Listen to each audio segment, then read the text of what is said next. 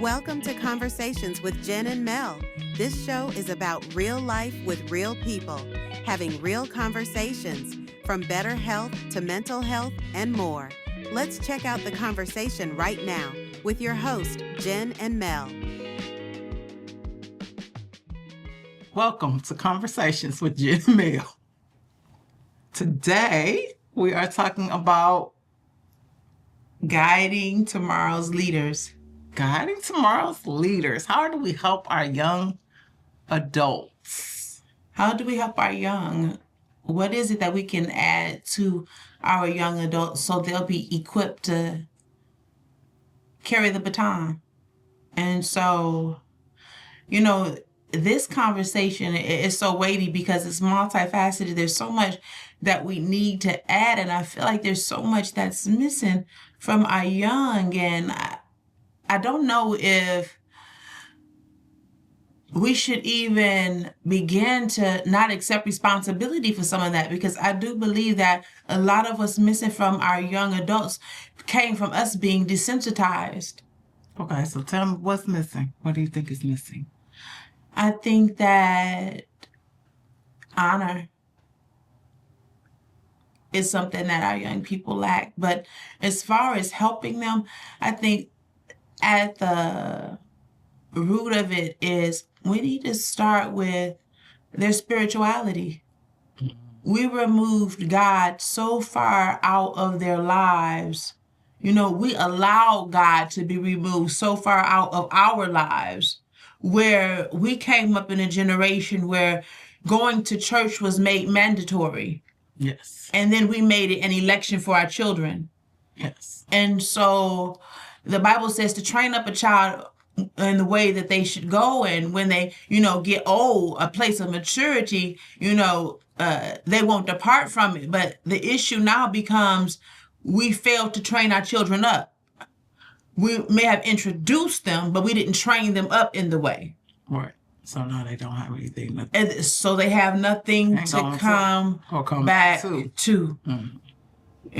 And so I think that's a big part of it, because sometimes we think about our spirituality and we simply think that it actually just has to do with us finding a home in glory, like knowing God, heaven and hell, and understanding that when we talk about our spirituality, we talk about therein lies our identity.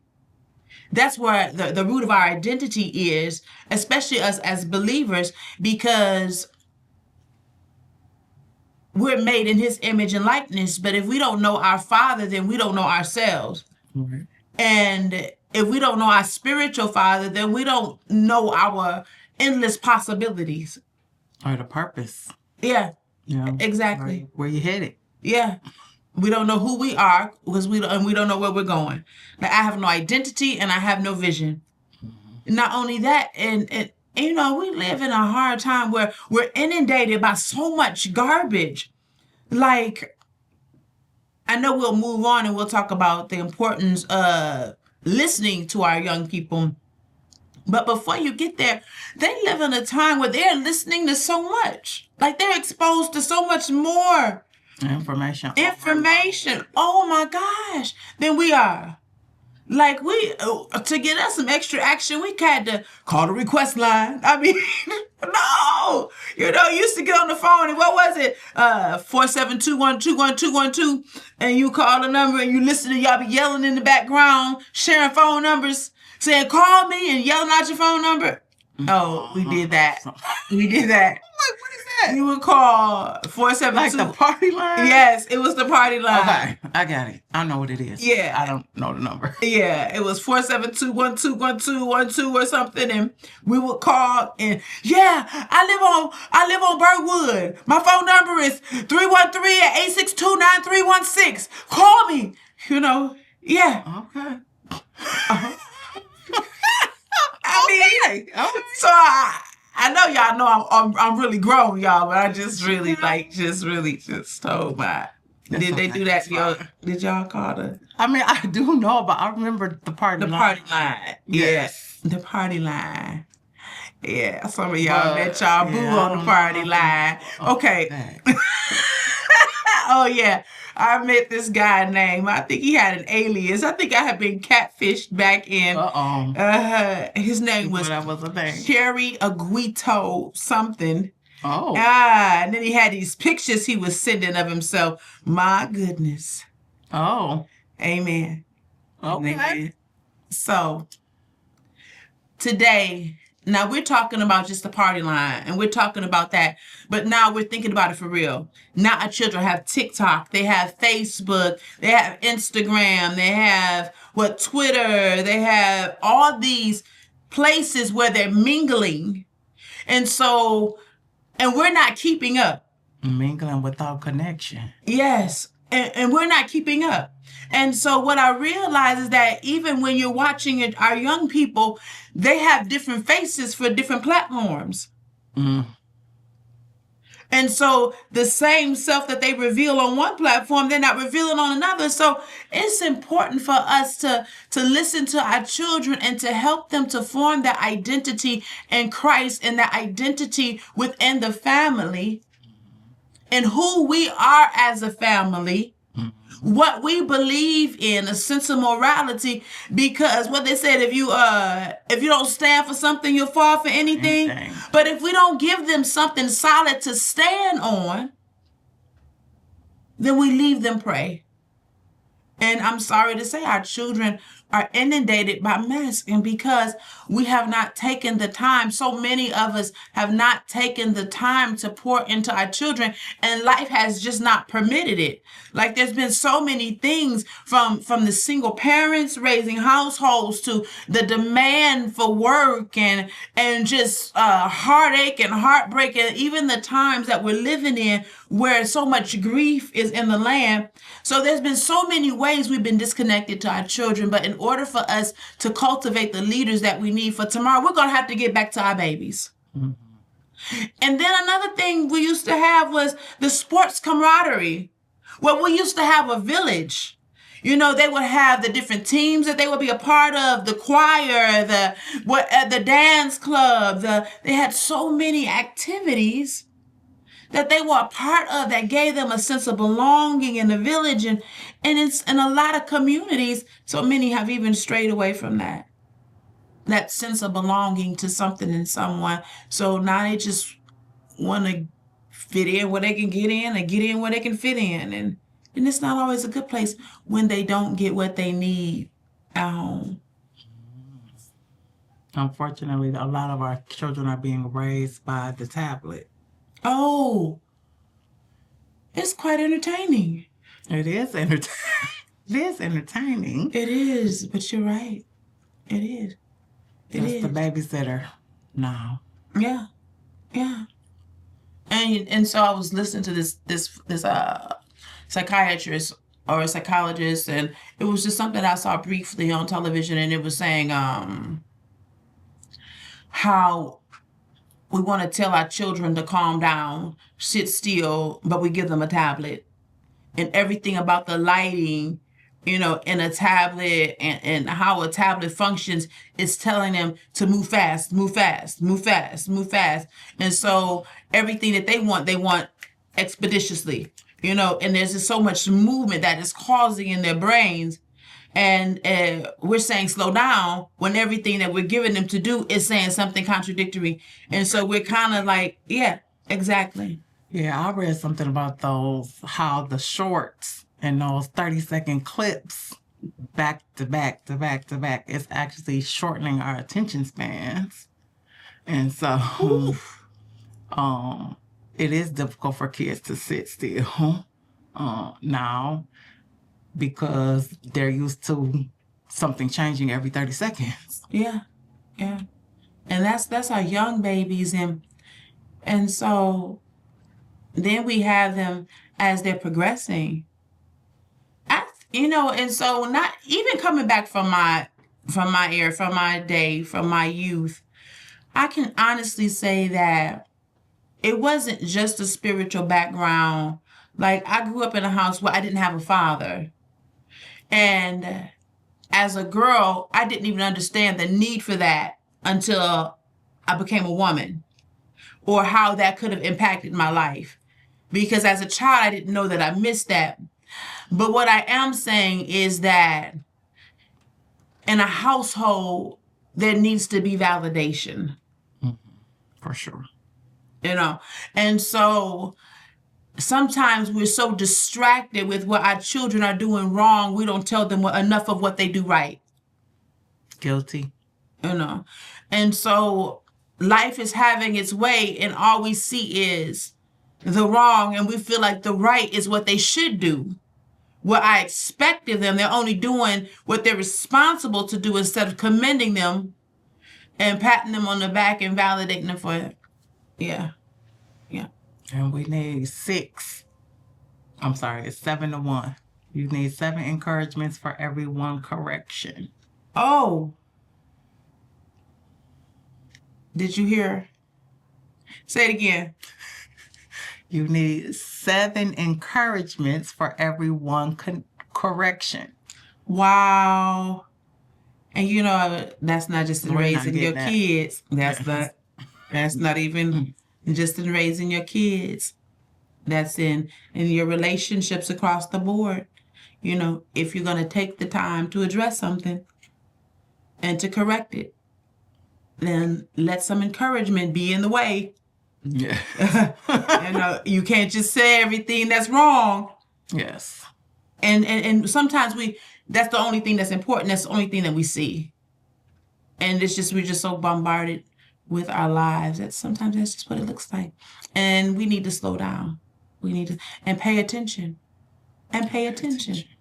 And pay attention. And so what I also find is that a lot of times, even after we're paying attention, as parents, what our young adults and our young people, our adolescents are dealing with, we're completely aloof to. Mm-hmm. And we don't even know how to accurately or appropriately address it. And then if we address it in a manner that's too harsh, we're concerned about losing them to the streets. And so I find that there's some things that we let our young people get away with before they're 18. So we know you smoking, we know you high, but you coming home and I'm just going to keep winking. You done skunk my house out. And I'm going to just keep winking. And if I address it and you do it again. Not at my house. Not at your house? Mm-mm. Oh, yeah. Well, it's happening. It's happening. Kids. Yeah, barely teens and probably even younger. It's happening. Like those are real conversations that I'm having with parents that are not sure, how do I address it? And another reason why parents don't know how to address it is because they do it. Okay. And so I'm really having a hard time, and I'm mad at you for you smoking weed because you're smoking my weed. And so I'm not even sure what the punishment's supposed to look like. Oh, parents. That's a real conversation. Yeah. Or you have one parent that's not as I do, though. That has never worked. No. Or you have one parent that's the disciplinarian. Mm-hmm. That's saying, oh, no, it's all wrong. And the other one that's like, okay, meet me in the basement. Oh. And so now that's where that's where we become desensitized to. And some of it is we become desensitized simply because we become tired. Like we've been inundated by it so much that we're tired of fighting it. I'm tired of you telling them where everybody is doing it. And so now they reach a certain point where, our young adults now, so we're talking about our young kids and as they age, but our young adults are walking around here zombified with no strength because anxiety hits them and they go smoke it away. wandering in circles instead of addressing issues, overwhelmed, easily panicked. What I notice about this generation is the critical thinking skills are lacking. And I don't know, most of these kids can't think their way out of a paper bag. I don't know what happened, how we lost that skill, but it's not there. Wow. That's true. And then that's the panic. That's the panic. That is the panic. Like she just said that. So maybe that's the root of it. Because now they call. Everything is, yes. Yes. The world. The world has come. Falling. Where did you get that from? Did you watch that on a video? I don't know. It's unfortunate because so many of our children are suicidal. Yeah. Because they can't cope with life stressors. And a lot of those life stressors are not even happening directly to them. Or can be cut off. You know? And it's interesting how we watch the videos and we talk about how we used to worry about being bullied in school. Mm-hmm. Until the bully became the bully. Well, hold on. When I was coming up, if you got bullied, the instruction was, you don't be a bully, but you don't let anybody bully you. Mm-hmm. So if you got in a fight, you were supposed to fight back. Mm-hmm. Somewhere along the line, they told everybody, 0 tolerance. You can't be the bully, you can't defend yourself. Mm-hmm.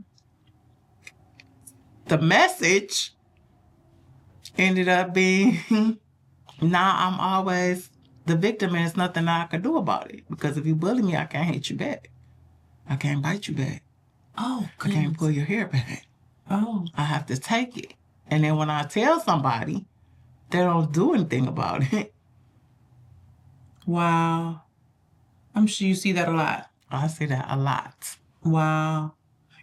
No one's addressing it. No one's addressing it. Do you know I have the most beautiful grandson and he's overgrown for his size. He's a baby. He's the most beautiful baby Huey ever. I mean, just overgrown. Okay. But he's the most just gentle, spoiled little sweetness, and other kids take advantage of it.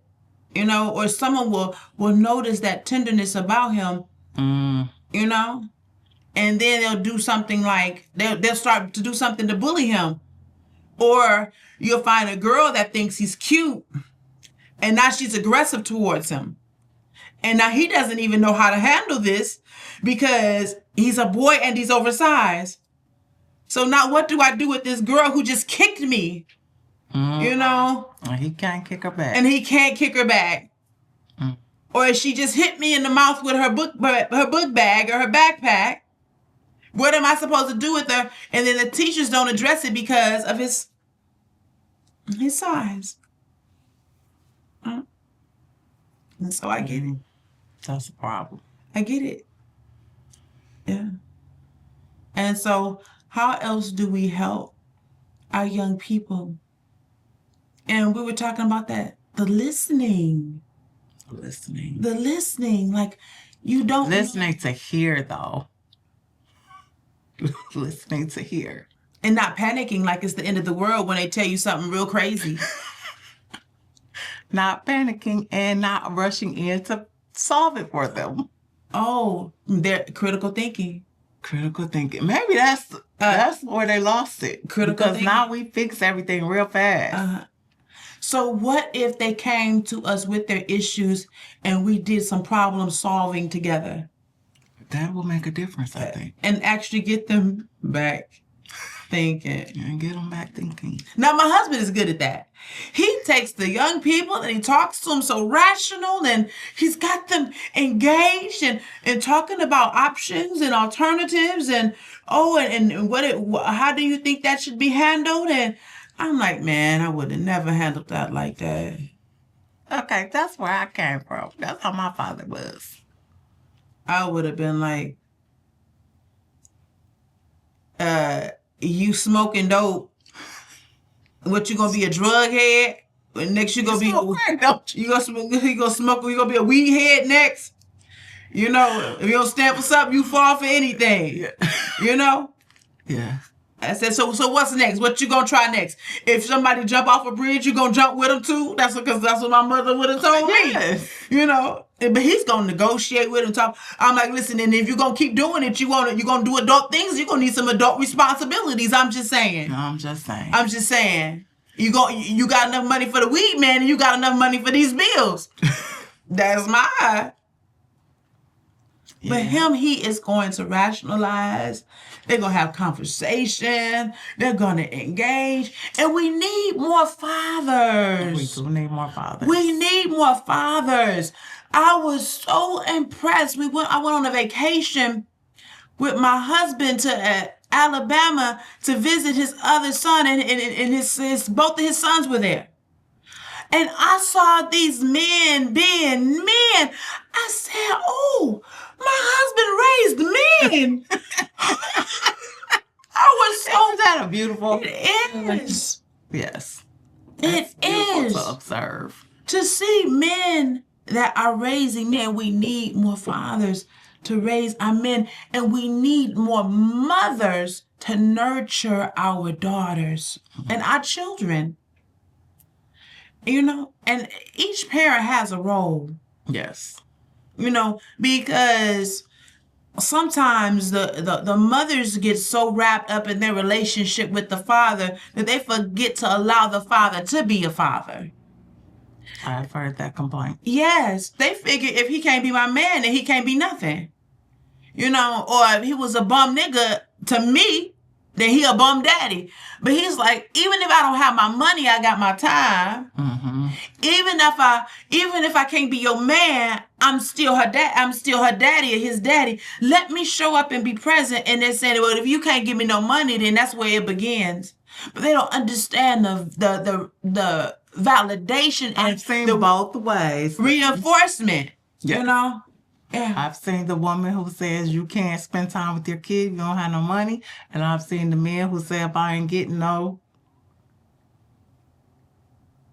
then I'm not seeing about these kids. Oh, yeah. I know some straight up daddies that don't know where their babies are. And the babies are old enough to call now. Mm-hmm. And that hurts. That's a whole nother. That's another. When the baby is old enough to have their own phone and call you and say, Daddy, I need you. And you don't show up. That's very sad. That's heartbreaking. Yeah. So what I think that so maybe while we're talking about how do we help our young people, maybe some of the perception needs to begin with us. You know? And so while we're talking about how do we need to deal with the how. You know? What have we done right, wrong, and indifferent? We need to deal with the places that we dropped the ball, the places that we've actually done excellent in, and those places that go, you know, that have just been completely unattended. And so we have to go back to, okay, all right, what are they missing? And every child is different because you don't parent children the same, but go back and really assess who we are, you know, and what our child is, not what we desire for our child to be, and where we desire for our child to be. You know, I understand that. I see my child has the ability to be like me and to be an RA student, but right now they making C's and D's. You know, and so now I need to go back and figure out, okay, what is my child missing? I don't know. What is my child missing? And sometimes you say it's just that simple, that my child hasn't learned how to pay attention. Mm-hmm. I never required my child to pay attention. Sometimes we used to go places, they make us sit still. They pop us if we didn't. and they pop us, they say on site. You did have to sit still and be quiet. And be quiet on site. Yes. On site. Like they say on site. On site. Grandmama was on site. Mama was on site. Yes. Yes. But not on site to get you caught up in some stuff. That is true. I think we also made a mistake taking God out of the schools, taking discipline out of schools. Discipline. I got beat with rods. My teachers were abusive. Either that or my skin. So that was the complaint. Yeah. Was that it was abusive.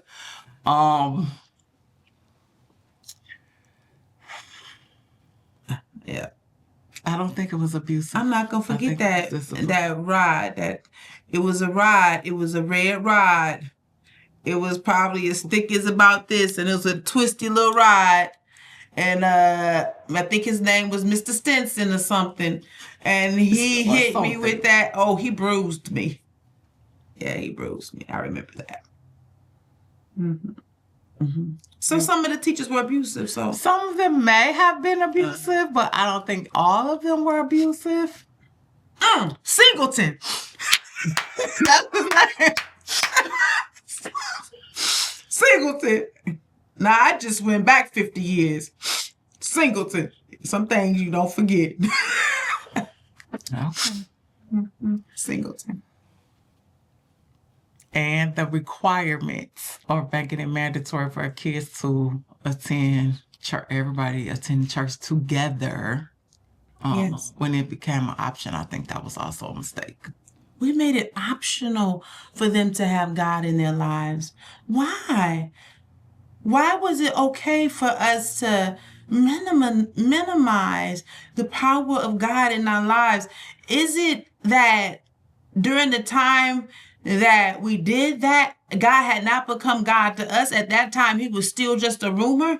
Because if we really at that time understood the importance of God in our lives, you know, or were we still in that place when we mature, I think what happened is that some people also thought it was abusive to make their children follow this particular way over another way, and it turned them off with the legalism and the dogmatic ways that some people were raised with, and they went the opposite. Yeah. So we gave them nothing. Nothing at all. Nothing. We gave them nothing. All right. We're talking about training up the next generation on Conversations with Jen and Mel. Stay tuned. I hope you enjoyed this episode of Conversations with Jen and Mel. Please join us every Monday at 8 p.m. for new episodes on Facebook, YouTube, Rick.tv, and the Rick TV app by way of Apple TV, Fire TV, and Roku. Don't forget to like, subscribe, and share. Join us again next time on Conversations with Jen and Mel.